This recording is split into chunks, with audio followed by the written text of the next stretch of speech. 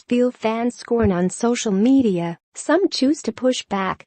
While at home dealing with the disappointment of a difficult loss last month, Atlanta Falcons safety Ricardo Allen grabbed his phone, tapped on the Twitter icon and scrolled through his mentions. He stopped at one from a fan.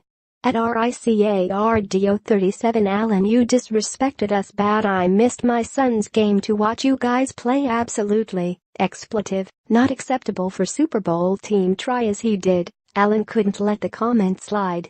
So he composed his thoughts and struck back in 138 characters.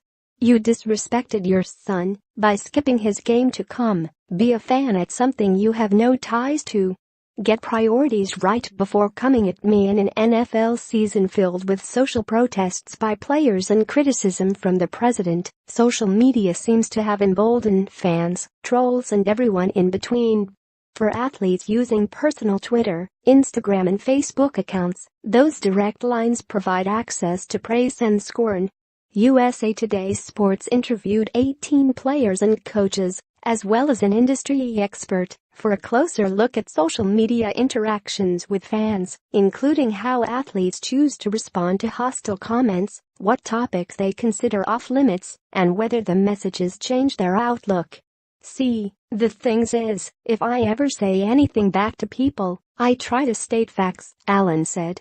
I try not to curse at them, try not to say any profanity at them. But every now and then, I just have to say something a little slick to him. You just got to. For many in the NFL, this has become a prevailing theme. As the league continues to extend its reach globally, fan interest has ballooned. The following of players' personal social media accounts. Houston Texans defensive end J.J. Watt boasts 4.48 million Twitter followers. Cowboys quarterback Dak Prescott holds 1.5 million on Instagram. One thing I've learned is they love you when you're up, and they hate you when you're down, New York Jets receiver Jermaine Kearse said. Sometimes you fire back. Because at the end of the day, I'm human too. You feel me? I ain't just going to let you talk to me any way you want, said Philadelphia Eagles running back LeGarrette Blount. It changed my view a little bit, because you don't really know how they feel about you in real life.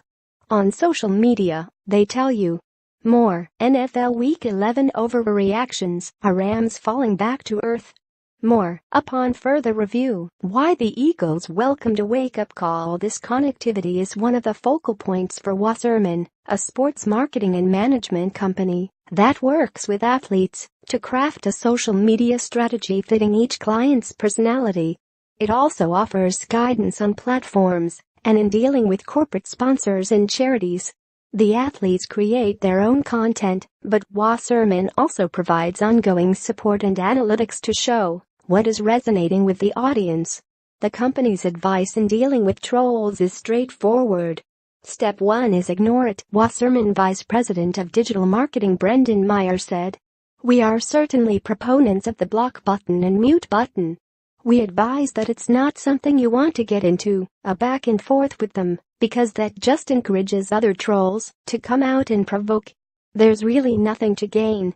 Not everyone subscribes to that philosophy. After a loss to the previously winless New York Giants in Week 6, Denver Broncos running back C.J. Anderson noticed his Twitter mentions piling up. The messages derided Denver's performance and were replete with insults. So Anderson started Troll Tuesday. The rules are simple. On his off day, Anderson gives fans 2 hours to publicly message him, and then he replies. Some people think, oh, social media is a distraction, Anderson said. No, it's not a distraction. It's fun. If they want to be trolls, you can be an expletive back in a respectful manner. All of the players interviewed emphasized that social media has ample positives. Many fans, win or lose, shower support and compliments. But, largely because of the national anthem protests, athletes can face heavy vitriol.